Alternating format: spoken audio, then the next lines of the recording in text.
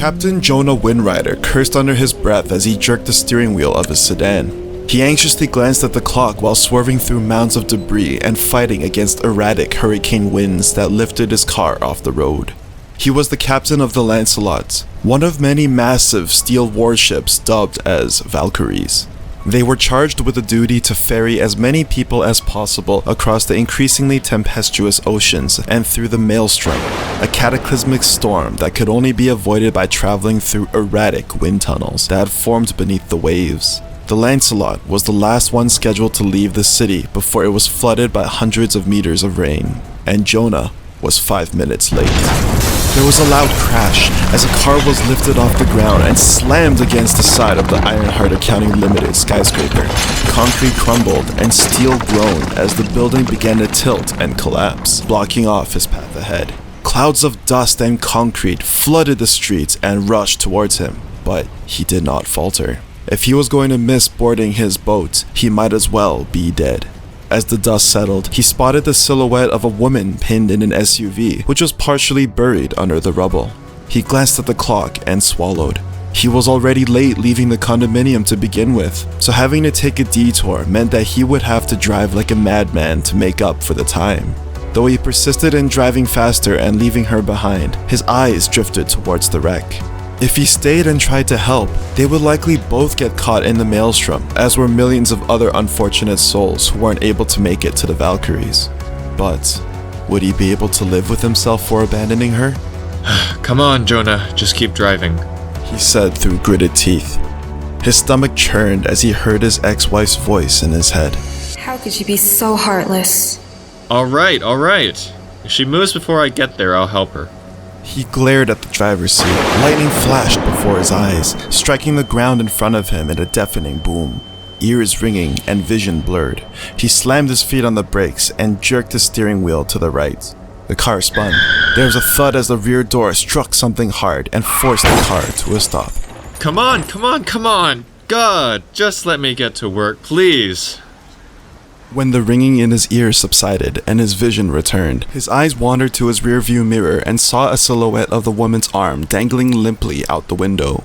Against his better judgment, he continued to watch, holding his breath in the hopes that she wouldn't move. Well, that's all the proof I need. Just as his foot tapped the accelerator, another arm flopped out the window and attempted to grab the door handle. Damn. Sighing, Jonah swung open his door and ran to the SUV. Hey, are you alright? I'm gonna get you out of here. The woman groaned and lethargically motioned to her leg. Your leg's pinned. Hold on, I'm gonna open the door and see what I can do for you, okay? The woman looked at him with glazed eyes and nodded sluggishly. Jonah breathed a sigh of relief. He didn't care if it was the end of the world. Consent still mattered to him. Gingerly lifting her arms, he slowly opened the door. Thankfully, it hadn't been too damaged and only required a short tug to pull open. The steering wheel had been forced down onto her lap, but it didn't appear to be causing any severe damage. I'm sure you already know this, but your steering wheel is squeezing your leg. I'm going to try wiggling you out of here, okay? The woman nodded. Supporting her shoulder with one hand, Jonah used the other to press down against her seat and attempted to slide her leg out one at a time. He freed one leg, causing her body to shift and lean on him, making it more difficult for him to move. His heart was racing. He was for sure late now, and it was very likely they would die there. But when he looked down at the woman in his arms, he thought to himself, I suppose there are worse ways to die. At least my conscience is clean. When he finally was able to pry her leg free, he breathed a sigh of relief. Can you walk? The woman was unresponsive. Oh no. Are you kidding me? His fingers darted to the side of her neck. There was still a bounding pulse. The wind grew stronger, and the groaning of metal sounded around them. Without thinking, he threw one arm around her shoulder and the other under her knees. Lifting with his legs, he slowly removed her from the car and raced back to his own. He all but threw her into the back seat, hurriedly putting on her seatbelt, and rushed back behind the wheel, panting. He never wanted to do something like that again, even if it killed him. And according to his watch, it very well may have. He was officially 20 minutes late. There was a very slim chance that his vice captain would wait for him, given the strict government regulations. However, the initial systems check would take at least another 10 minutes to complete, if Vice Captain Lubala intentionally took his time. All of Jonah's hopes laid in his vice captain's humanity. He sighed. Slamming his foot on the accelerator, the car wheels screeched to life and sped down the dilapidated street. This was the problem with living in a major city. Too many skyscrapers and condos. Before the world actively tried to end humanity, these buildings dominated the skyline, ruining one of nature's oldest beauty, the horizon. When out at sea, the horizon was often the only constant he could rely on, admiring every day and night. It kept his sanity in check while being out in the middle of nowhere. He saw it as a promise that though the world was large, he would always have a destination. Condos, on the other hand, were anchors. Packed like mausoleums, people were stuffed in these expensive, over-glorified pens, with the expectation to work every day for the privilege of living in a small room several hundred meters off of the ground. Everything began moving in slow motion as he sped into the next intersection. Though the road was blocked off by debris, he spotted a smooth slab of concrete that was propped on an angle to the top of a wreckage. Without thinking, he spun the steering wheel and accelerated up the makeshift ramp. Heart pounding as the car left the ground, he gripped the steering wheel tight. The car began to tilt, and he felt his organs suddenly fly up towards his skull as they plummeted to the other side. The springs in his car creaked as they hit the ground. Tires screeched, and the car took off down the road again. Jonah gasped. Though it served him no purpose, he instinctively looked around the car as if expecting to see holes in the floor. I'm so sorry, baby. He apologized to his car. Yeah, you better be. Though I don't very much care about being called baby. Who are you, and where are you taking me? Jumping at the sound of another voice, his eyes darted to the rearview mirror. It appeared that the woman had been jostled awake from the landing and was now glaring suspiciously at him. My name is Jonah Windrider, captain of the Lancelot, which is where we're going now. I pulled you out of your car a few minutes ago. The Lancelot? You mean the largest Canadian Valkyrie? That's right. Wasn't it scheduled to leave half an hour ago? Jonah's smirk instantly faded as he looked at the clock. That's right. His mind blanked for a moment. Technically 25 minutes, but we can still make it if we don't run into any more detours. Slamming his foot against the pedal, the car jolted forward, causing shades of gray to blur past the windows. His eyes wandered to his rearview mirror again to see the woman pulling her copper-colored hair back into a sporty ponytail. She was slender and wore a light blue blouse underneath a white lab coat, black business skirt, pantyhose, and flats, giving her a sophisticated and intellectual air. Her light brown eyes were soft and bright like the sunrise, shining behind thin rectangular spectacles. Despite her apparent perfection, however, it was clear by her eye bags that fatigue and stress had a regular presence in her life. The woman looked into the mirror and her eyes immediately sharpened. Can I help you? Jonah's hand flinched, accidentally causing the car to swerve. Sorry about that, dead raccoon. He lied. What did you say your name was? I didn't. Jonah swallowed. Why did he feel intimidated? He was the captain of the Lancelot. Surely he could handle a little small talk. Thousands of lives were in his hands. If he ever made it on board, that is. What's your name then? Were you headed for the docks too? My name's Kiara, and yes, I was. You don't sound sure. I am. Kiara replied while looking out the window. Okay, because if anything feels wrong, you should let me know. I didn't see the crash, but your car was buried deep. Kiara immediately began patting down her body, ensuring that everything was still intact. She blushed as she raised her eyes and said in a softer tone, I'm okay. Thanks for helping me. No problem. So, Captain Windrider? You can call me Jonah. We're not on the ship yet. He joked. Jonah. So, how come you're so late to board your own ship? Jonah's tongue stuck to the roof of his mouth and he felt his skin crawl from the embarrassment. There was no possible way he could explain to her that the real reason why he was late leaving his home was because of an unfortunate series of events, starting with the washroom and ending with the out-of-order elevators. Lots of detours. Like stopping to help you, for example. It's the end of the world and the city is in ruins, so I guess it's to be expected. This time, it was Kiara who became flustered. Oh, I'm sorry. Don't be. Jonah said without skipping a beat. We still have a chance. We're almost there. Just pray that Lubula finds a reason to stall. Lubula? My vice captain. They weaved through the piles of rubble and crumpled cars. Straight ahead, he could finally see where the city ended and the river began. Possessed by the alluring call of the water, his foot slammed down against the accelerator, causing the engine to whine from the strain.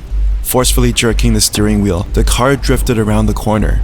In an instant, his heart sank and his feet stomped down on the brakes, causing the car to screech to a stop just before hitting the bumper of a minivan at the end of a long line of vehicles that blocked off the entire road down to the docking station. Swinging the door open, he leapt out of the car and scanned the water. In the distance, atop the violent waves, was the dark silhouette of a massive iron ship that seemed to charge on courageously through the storm, unfazed by nature's wrath, while he, its captain, was left behind amidst a sea of regrets and battered by unrelenting rain. Thunder boomed behind him. Crowds of people stood between the cars, wailing and shaking their fists at the Lancelot.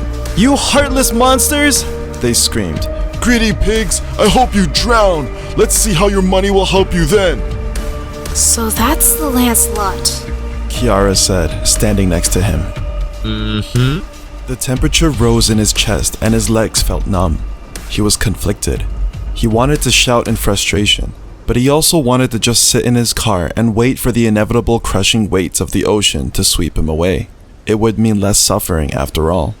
There was a tug on his elbow. He turned to see Kiara's beautiful eyes looking back at his own. The feeling returned to his legs, as did his desire to fight. We're gonna run over to the harbor control tower and try to radio them. They're not too far out, so we have a chance.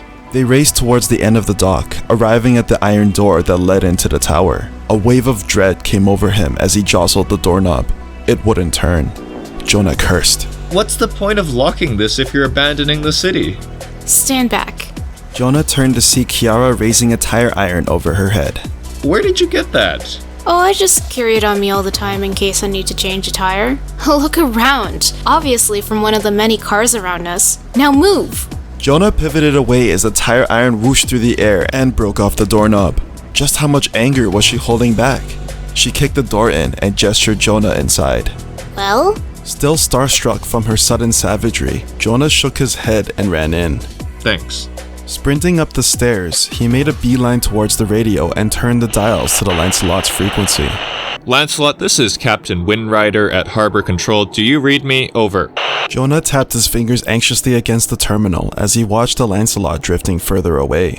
Lancelot, this is Captain Windrider at Harbor Control. Do you read me? Over. Jonah, oh my god, it is you. I thought you died. A hearty voice rang out. Jonah breathed a sigh of relief. No, I'm still alive. Just a bit late is all. A bit? You're 45 minutes late. I can barely see the docks from here.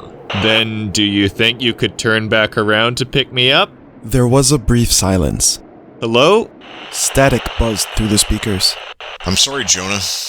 There's nothing I can do. What do you mean there's nothing you can do? Just turn the ship around. The Lancelot can't abandon its captain. Jason. The Lancelot has a captain. And my name's not Jason. It's Captain Lubula now. A fire ignited in Jonah's chest. He slammed his fist against the terminal and shouted, I knew it, you dirty bastard. I knew you were gunning for captain, and I still turned a blind eye, you mutinous barnacle. But to think you would be so cruel to leave me behind just to be captain. Jonah, technically I did nothing wrong. You were late. We thought you were dead. Fine, be captain. I don't care, but don't leave us here. You and I both know I can't turn the ship around just for you. I would risk the lives of everyone on this ship. Surely you see the crowd of the unruly working class around you. As soon as I bring the ship back, they'd likely sink us by swarming aboard, not to mention the Maelstrom knocking on her door. You and I also know that there's plenty of room for us in the lower decks. Not to mention there's still another 20 minutes before the Maelstrom hits. That's plenty of time to get us aboard and out of here. Come on, Jason, you must like me on some level. Any level. Didn't we bond a bit when the chefs were on strike and I made us chili? Captain Lubula. And no, not at all. Since you bring it up, I think you are an awful person, and your chili was bland at best. I hope you find peace in your last moments. Goodbye. Jason! Jason! The Lancelot began submerging and disappeared beneath the waves. Despite the sting from Jason's betrayal, the edge dulled as soon as he gazed at Kiara's blank face. At the end of the day, it was his fault for not making it in time, and there was nothing he could do. But having Jason announce his disdain for Jonah in front of Kiara made him bitter, and he couldn't wait for their imminent death. Got any other ideas? Jonah descended the stairs into the kitchenette. Find some booze and drink myself to oblivion. he said as he rustled through the contents of the fridge. By a stroke of luck, he found a bottle of whiskey hidden behind several bottles of hot sauce. He placed the bottle on the counter and began looking for glasses. Did you know that would be there? I had a hunch. Based on their tone whenever I'm in town, it's hard to imagine they were sober while doing a job like this. You want some? No, thank you. Hugh might be ready to give up, but I'm not. You heard what I said, right? We only have 20 minutes before the Maelstrom hits, and the last Valkyrie just left. We're stuck, honey. Placing 2 glasses on the counter, he reached for the whiskey and attempted to twist the cap. Kiara stomped forward and swiped the bottle out of his hand. Give that back! We still have a way out. Not far from here is the aquarium where they have a submarine. It should be able to withstand the water pressure of the Maelstrom. How do you know it's still there? Jonah said while attempting to grab back the bottle of whiskey. I used to work there. Everyone else who had access is either dead or on another Valkyrie. Well, good luck to you. Jonah feinted right and grabbed hold of the bottle with his other hand. Let go! Even if what you say is true, I doubt it's as equipped as the Lancelot to take on a Leviathan. But at least we won't drown. It may not be as large or deadly, but it's small enough to go unnoticed. You're not exactly instilling confidence in me. We're wasting time. If we don't go now, we won't have another chance. Why is it so important I come with you? Because I need you! Jonah could feel the heat rush to his face. Kiara's eyes widened slightly and quickly added, I mean, I need a co-pilot and navigator specifically. Come on, if we step on it, we'll make it with a couple of minutes to spare. And if it's not there, then we can drink.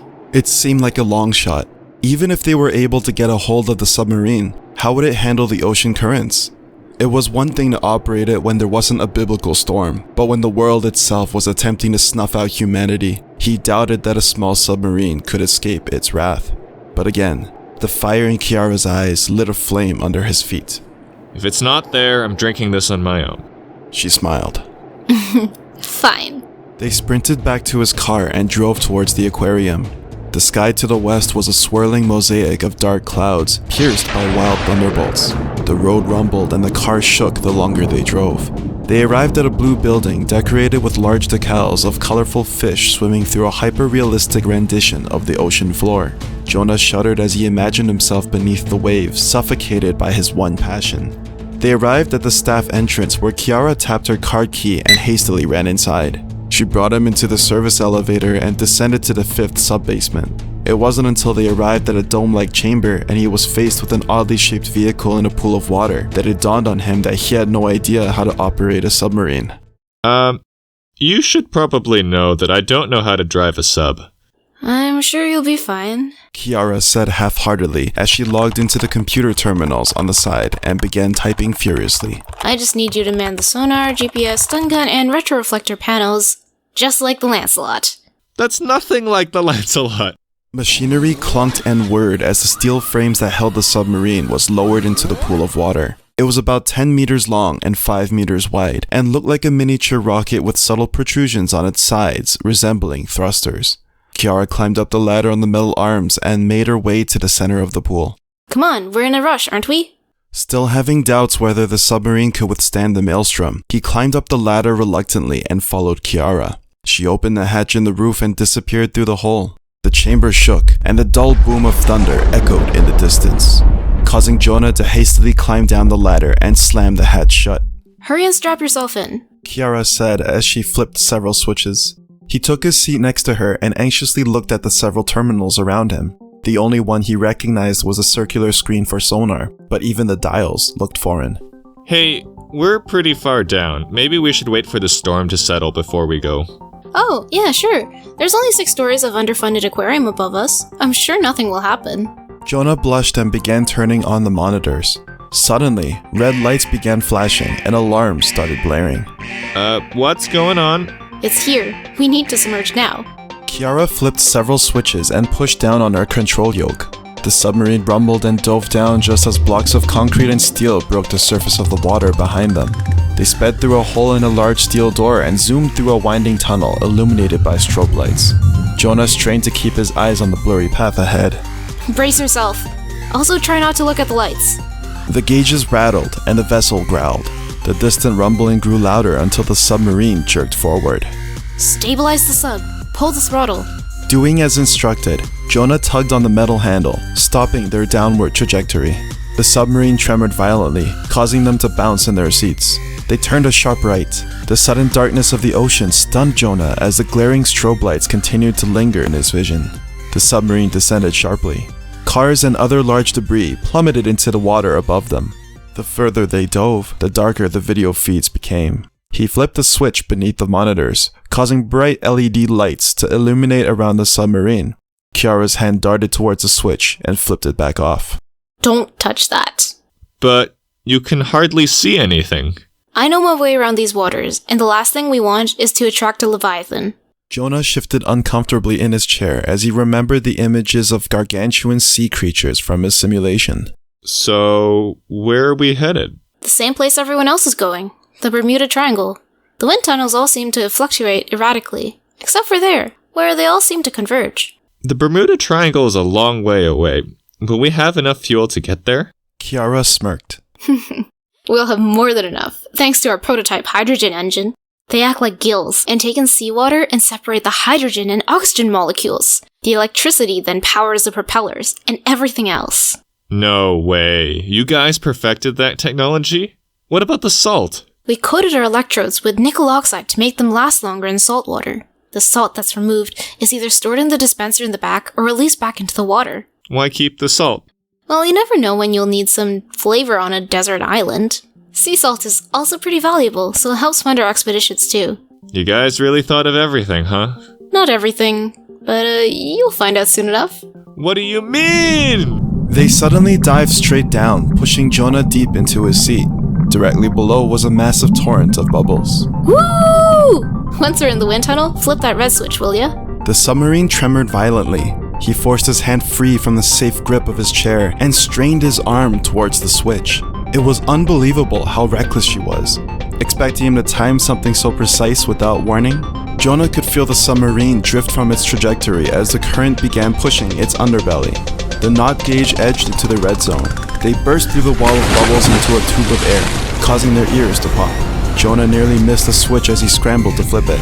The engines whined as the propellers were retracted and a boom sounded. What was that? Jonah asked, barely hearing the sound of his voice over the deafening hollow rush of air around them. Kiara closed the water intakes, immediately suppressing the noise to a low rumble. Those are our thrusters. Thrusters? You don't think we're moving fast enough? How do you have enough power for that? Technically, I'm only using enough juice to keep us from being torn apart in here. Also, we might have a teeny tiny nuclear reactor in the back in addition to our hydrogen engines. Well, okay, it was when the wind tunnel started forming. It was the only reasonable modification any of us could think of to stabilize flight. I mean, it wasn't meant for long journeys, of course, but you know. Didn't you say you were underfunded? Well, yes, that's why it's a tiny reactor. Kiara said deadpan. Jonah gazed out the window at the flying rocks and streams of water that passed them by. The simulation they had trained him with didn't do the wind tunnel any justice. But of course, any camera they were able to throw in was destroyed in seconds. There they were, several hundred kilometers underwater, speeding through a tube of air in the middle of the Atlantic Ocean. Beyond the walls of the swerving wind tunnel were occasional schools of fish and even whales that gave their submarine a run for its money. It was a romantic scene, had it not been a sign of the end of days. So, Captain of the Lancelot, huh? How long have you been at sea? Ever since I was a kid. Jonah smiled to himself. It started off with a rowboat with my dad, then the yachts in the marina where I worked part-time during high school. Eventually I ended up the captain of a couple of cruise ships, and that was when the government began recruiting for the Valkyrie program. Those are two very different kinds of ships. Did you hesitate at all? A bit, but it's the end of the world, and if I was gonna die, I might as well die doing what I love. Being on the water is just so peaceful, even if there's a violent storm. The water is what carries me, and it will be the water that decides when my adventure ends. Jonah paused, and his smile faded. But not everyone understands that. Kiara looked at him curiously and then turned back to the wind tunnel. Yeah, I get it. I know it's not the same, but what do you think about my sub? It's different. Definitely unique.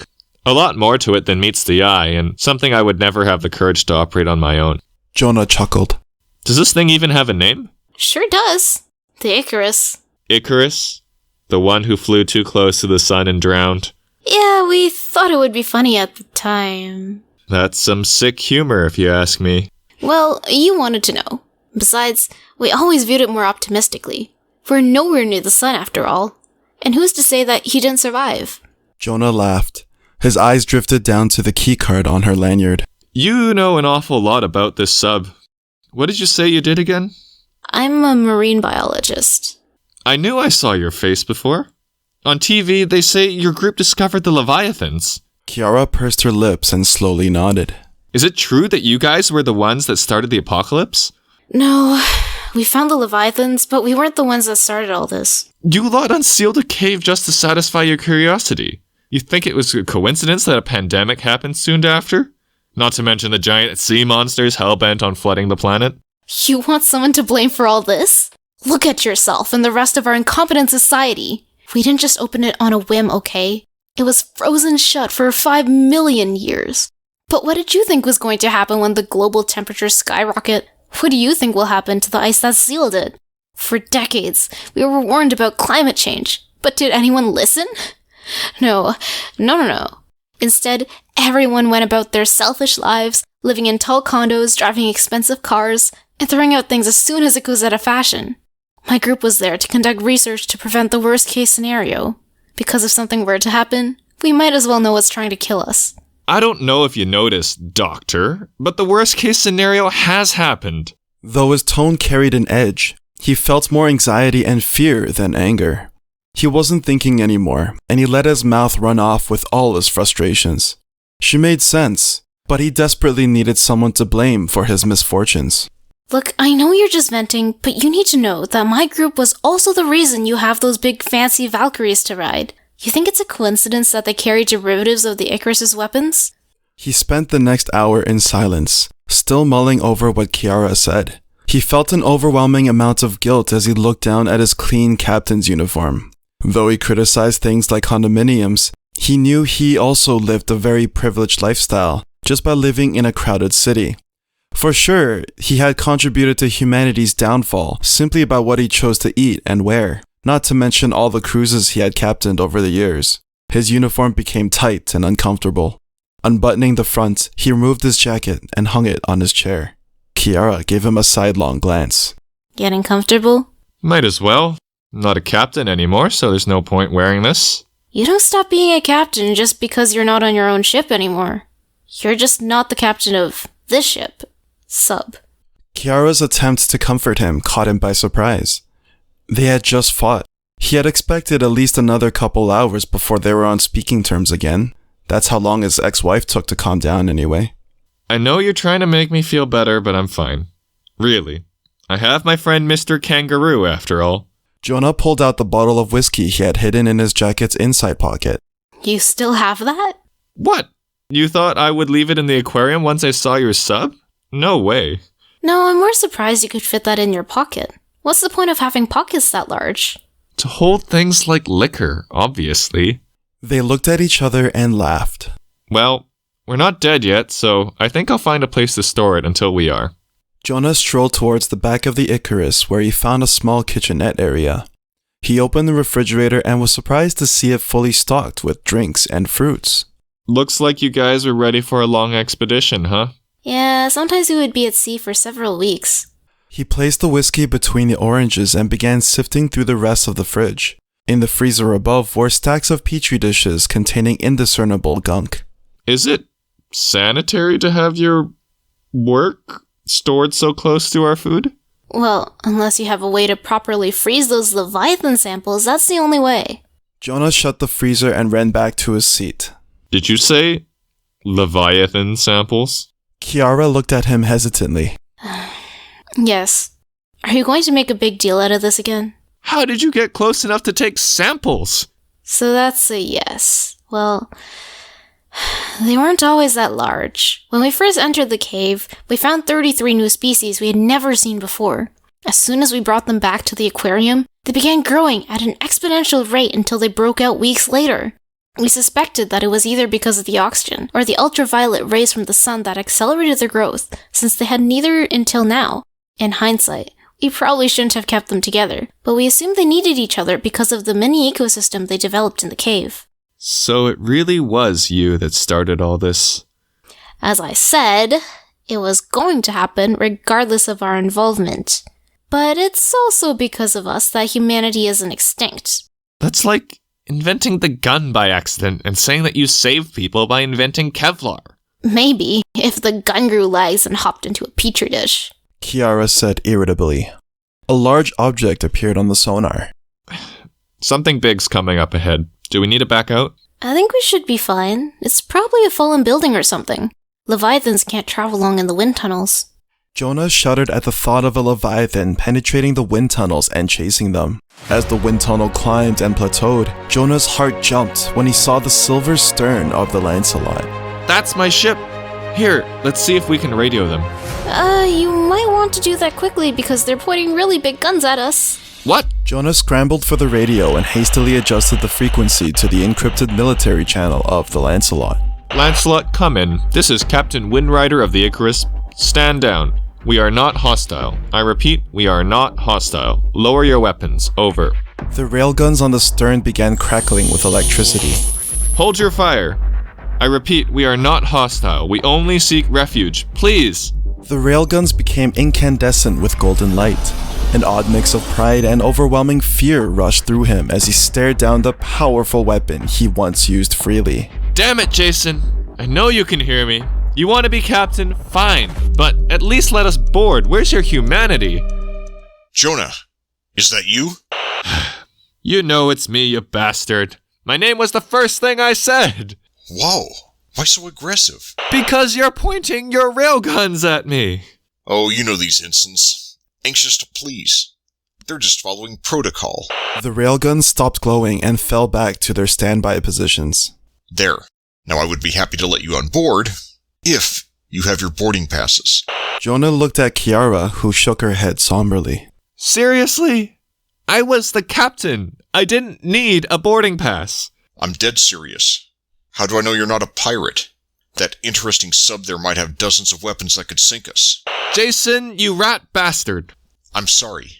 Without boarding passes, I can't let you on. You wouldn't have anywhere to sleep nor any food to eat anyway. All these rich folk aren't too good at sharing. I know you're lying, because there's at least one room available. Mine. But that's fine. If you want to pretend to be a big man, we'll just stay in our ship in the cargo hold. Just let us on. Unfortunately, that room is now mine, and my old room is now a very important room for me and my guests to unwind. You dirty... Kiara cut the transmission. What are you doing? You and I both know that was going nowhere. We have more important matters to attend to. Toggle the retroreflector panels and prepare to submerge. Within seconds, the Icarus disappeared from sight and the thrusters were retracted, causing the submarine to shoot out of the wind tunnel back into the ocean. Jonah's teeth clenched as they sped out the tunnel and towards an enormous whale-like creature. It was this close? Jonah shouted as they turned sharply, narrowly avoiding its thick white hide. They accelerated as quickly as they could to gain distance away from the Leviathan. The submarine halted abruptly. Pulling up the hull integrity monitor, a hologram appeared in front of Jonah, displaying the Icarus ensnared by tentacles. We got caught. And by the worst possible one, Cetus. You got any tricks up your sleeve? Kiara, who had been fiddling with the various knobs and dials, suddenly paused and sat back into her chair. No, that's it. Our taser and harpoons are at the front and aimed at nothing but water. Icarus was meant to be a military vessel. But the Lancelot was. Let's give them a heads up. Are you sure there's absolutely no other way to escape? Miniature saws? Electricity along the hull? Kiara shook her head despondently. Sighing, Jonah increased the power to his radio and spoke once again. Icarus to Lancelot. There's a Leviathan on your 6 outside the wind tunnel. Over. Is there? Well, don't worry about us. Our big strong ship will take care of itself. Over. Jonah exchanged an unimpressed glance with Kiara. Dang, he really is an ass, isn't he? Yellow beams of light shot out of the wind tunnel, hitting Cetus's face. Its roar exploded, sending large waves through the water and distorting the wind tunnel's path. It charged into the wind tunnel, sticking in only its head, and caught the back half of the Lancelot in its teeth. I thought you said they can't enter the wind tunnel. They can't. But Cetus is part whale. It can breathe just fine. Fascinating. Now's not the time to admire a demon. The screeching of steel rang out as Cetus's fangs tore the ship asunder. A sudden light flashed, and for a fleeting moment, all was silent. There was a massive explosion that freed Icarus from Cetus's grip. They were sent reeling through the water, the rushing of Cetus's giant tentacles rumbling past them. Let's go! She brought them into a nosedive, plunging into the depths. They stared at the video feeds with a deathly silence. Cetus was so large that their cameras couldn't capture its entire body on any one screen. Its 4 terrifying tentacles were nearly twice the length of its main body, which was the size of 3 small towns. Jonah tremored at the thought of them wrapping around them again. Suddenly, Cetus turned and began diving towards them. Aren't the panels on? Yes? Their eyes scrambled across all the other monitors. You idiot! How could you forget to turn off the sonar? Kiara said as she lunged at the switch. How was I supposed to know? Oh, that's right, I forgot you were one of those stupid Navy captains blasting their sonar all day and night, not caring how many fish they deafened. This is probably how we got caught the first time, wasn't it? The Icarus came to a halt and was turned around. Jonah could feel the blood leave his hands and face. His skin felt clammy, and the urge to vomit grew. Taking up their entire field of vision was the ghostly visage of Cetus. Every scar on its hide, and every fang was accentuated by the soft glow of the wind tunnel behind it. Their last hope of escape was now the light that revealed their doom. It would have been better had they not seen what had caught them, for it seemed to Jonah that he could see with such clarity every wrinkle in Cetus's face that radiated rage and discontent behind the several wriggling tentacles that ensnared their precious submarine. His hand moving on its own, Jonah shut off the engine, causing the Icarus to simmer down into silence and the retroreflector panels to deactivate. What are you doing? It caught us, so why fight it? By the way, back when we ran into the Lancelot, you said you didn't have a boarding pass. How did you plan on boarding at the docks without one? Kiara paused, then pulled out a long piece of paper from her inside pocket. On it was her name along with the Lancelot's emblem and boarding time. You had one? Why didn't you say so? You could have boarded. Kiara shrugged. I don't know, I just didn't feel like it, I suppose. You didn't feel like surviving. Does it look like they survived? Besides, I had a feeling they wouldn't let you on. If I were to leave, who else would help you operate the Icarus? No, I'm where I want to be, with a genuine human being. Jonah's tongue was caught in his throat. He wanted to scold her for not saving herself, but he was also touched that she made the sacrifice to stay with him. You're really something, you know that? Kiara tilted her head and giggled. You too. His heart throbbed and his queasy stomach suddenly grew a stone. He gulped as he searched for the words to express his feelings. These were his last moments, and he wanted to make it count. He wasn't going to make the same mistake like he did with his ex-wife. Look, for what it's worth, I'm sorry for messing up. It's okay. I can't fault you for something you didn't know. I'm really glad to have met you. Me too, Captain. His heart was beating faster than the Lancelot's Gatling guns, pounding against his ribcage as he considered what to say next. Cetus's mouth opened, causing Jonah to sweat bullets. We're about to die, so I'm just gonna throw it out there. The adventure we've had over the past few hours, I've only ever had in my dreams. Even if we did almost die a bunch of times. You're nothing like my ex-wife or my vice-captain. I just feel like we're on the same wavelength, you know? Wait, wavelength? Yeah? That's it! Kiara began fiddling with the dials underneath the sonar, watching as 2 waveforms on the monitor slowly emerged. Without hesitation, she flipped the switch and the Icarus stopped moving. Cetus's shining blue eyes blinked twice and widened. What's going on? Of the Leviathans we studied, Cetus was the only one that responded positively to my attempts to communicate with it. Maybe it's because it's part whale, and we already knew what frequency to avoid using, but it tended to be more docile compared to the others. I spent a lot of time with it back in the lab, so maybe it recognizes me. Kiara waved at Cetus. Suddenly, the submarine jerked forward again. Or not? I was wrong, I'm sorry. For the record, I liked you too, even if you were a whiny baby. They collided against Cetus's face, and they watched as its hide rubbed back and forth against the Icarus. What's it doing?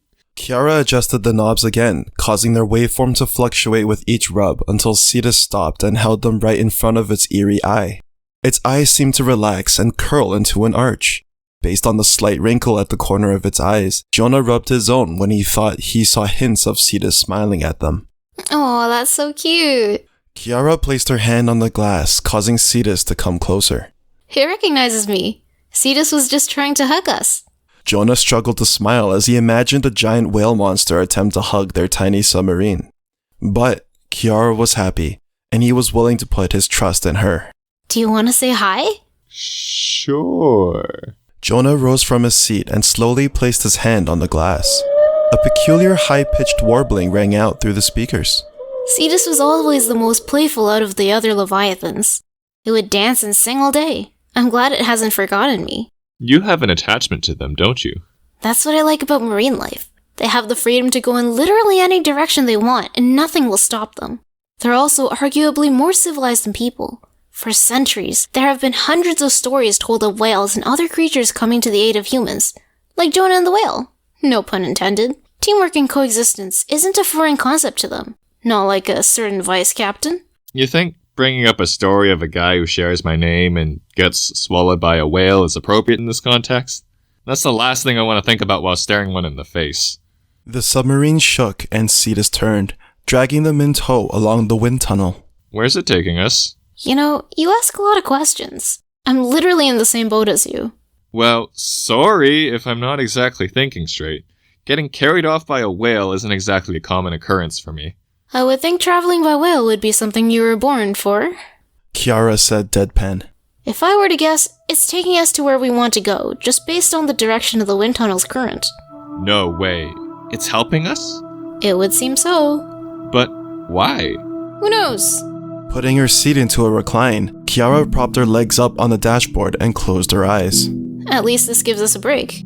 Seeing her relax made Jonah keenly aware of his fatigue as he did the same. He began looking for things to talk about to give him an excuse to look into her eyes again. It wasn't easy, especially since his confession was interrupted. Would it even be possible to pick up where he left off? I think so too. What? Jonah said, skin crawling from the thought that he might have said his thoughts out loud. What you said before. I think we're on the same wavelengths too. Jonah turned his head and looked into her bottomless, dark brown eyes. We both love the sea and feel uncomfortable being stationary on land. Even our relationship seemed a bit mundane, but not everyone can understand that. You sound like you're speaking from experience. Yeah, I never actually had that many friends.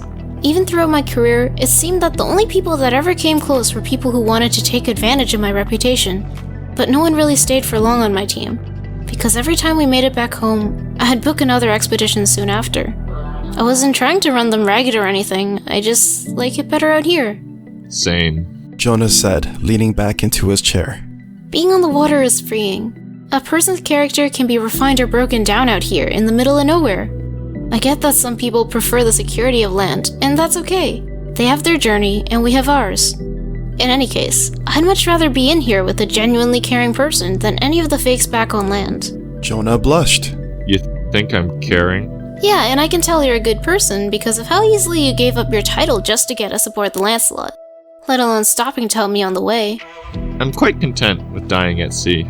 But if I could help get you to safety, then all the trouble we went through would have been worth it. And besides, what sane person wouldn't help someone in danger? You'd be surprised.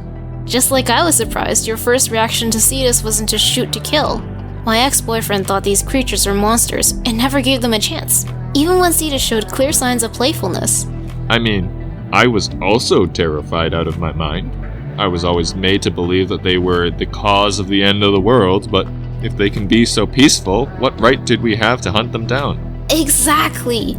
Even if they were the cause, which I'm positive they aren't, it's our own fault for releasing them. If the polar ice caps aren't melting, they would have stayed hidden. How can you be so positive that they weren't? I've studied them long enough to know that they don't distort the Earth's magnetic fields enough to cause storms and wind tunnels of this magnitude. If anything, it's all the nuclear bomb testing they do in the ocean, which probably explains why they tripled in size since I last saw them. Believe it or not, Cetus used to be the runt of the pack. Its tentacles looked like fins back then. Jonah smiled while listening to Kiara talk about Cetus as if it was her baby. It's nice to see someone so passionate about life in the sea instead of fame or riches. Not like a certain captain I know. If we survive this, when you're ready to trust humanity again, I hope you'll consider including me on your journey. The words left his lips before he could think.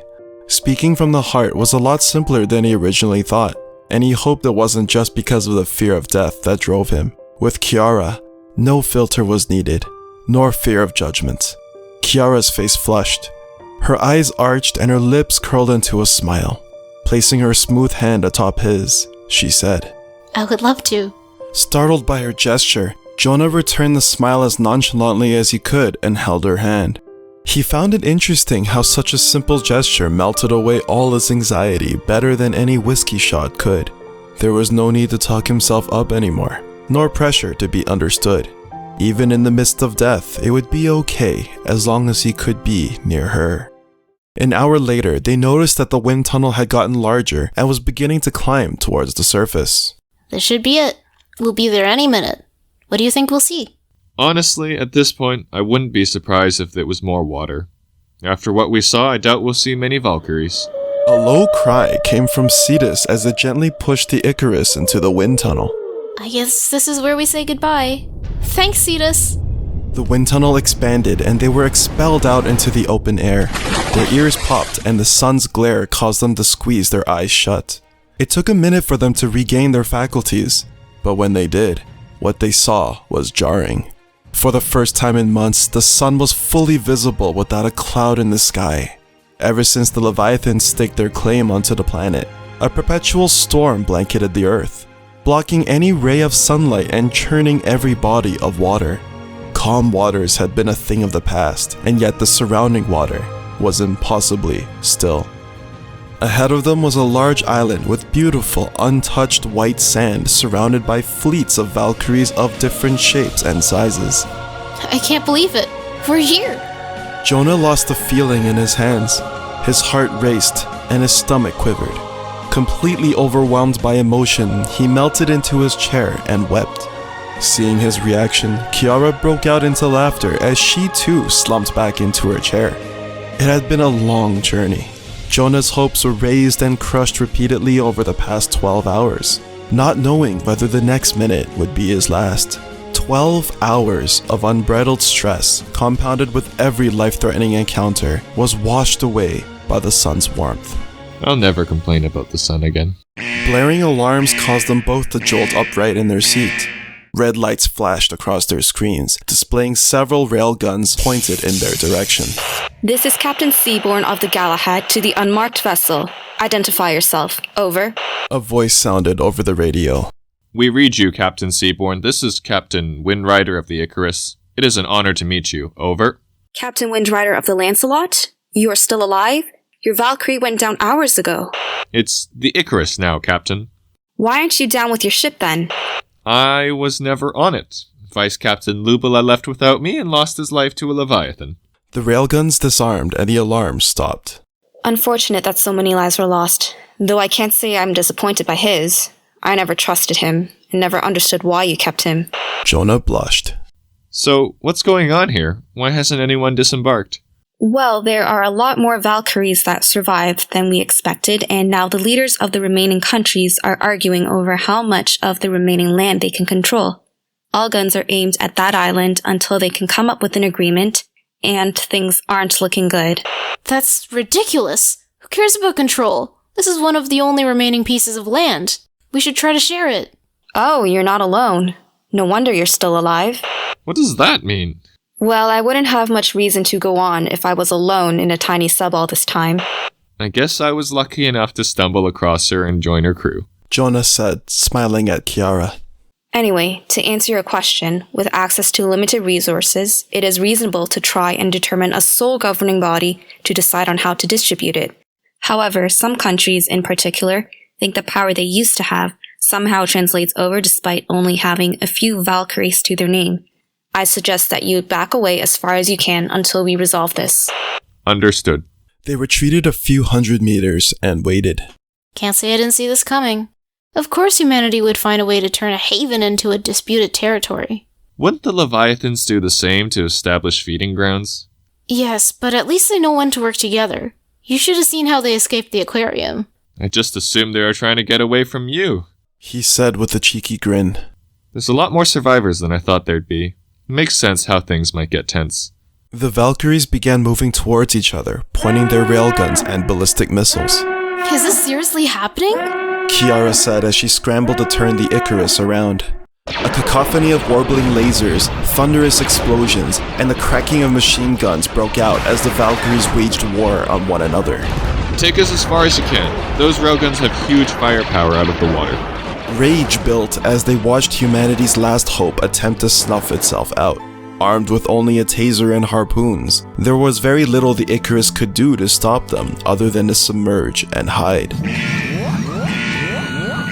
With everything as it is, how could they be so short-sighted and stupid? The way they're going at it, there won't be an island left. Fires broke out amidst the green on the island, producing plumes of smoke. Idiots! I can't believe I was one of them. Someone needs to stop this. The waveforms on their monitors danced erratically and their speakers crackled. Oh no, not here of all places. What's going on? Radioactivity levels are spiking in all the Valkyries.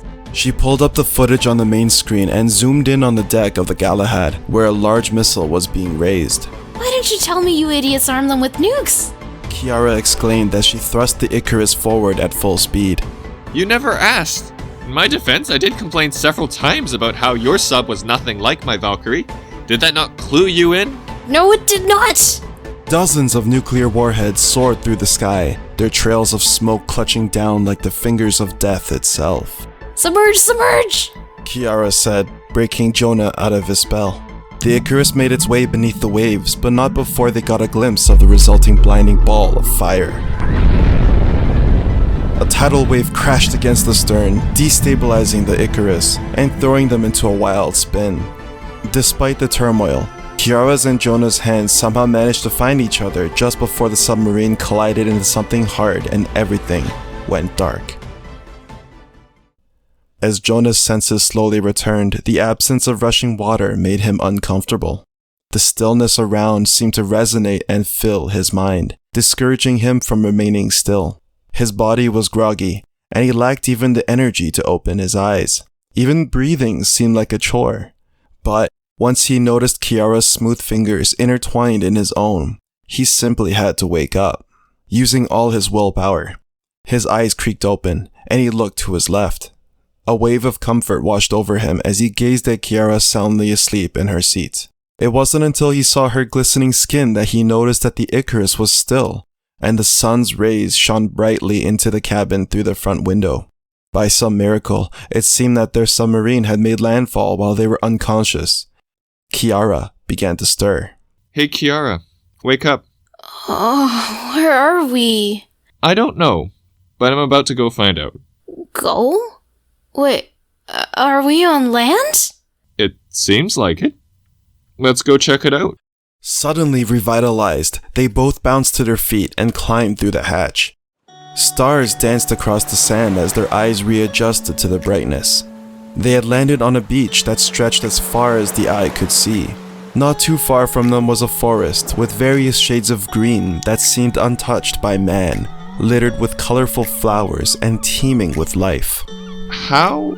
The sound of rippling water sounded from behind them and grew into a burble. Emerging from the waves was a familiar glistening white hide and a pair of bright blue eyes. Cetus!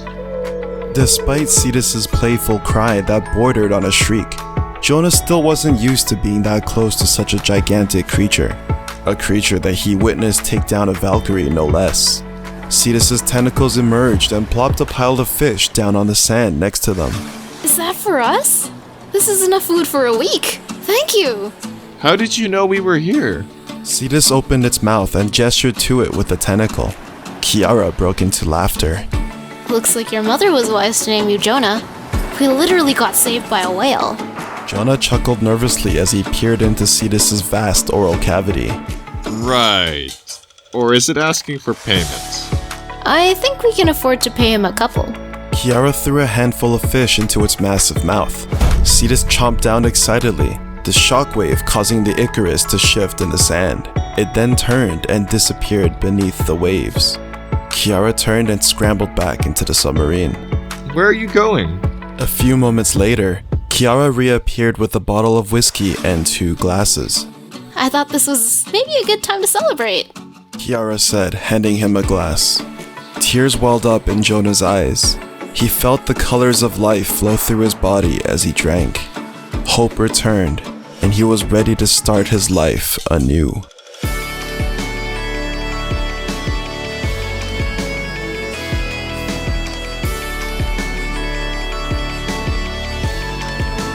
Fun fact, this story was inspired by the discovery of the Movile Cave in Romania, where they found 33 new species that have been sealed for 5 million years.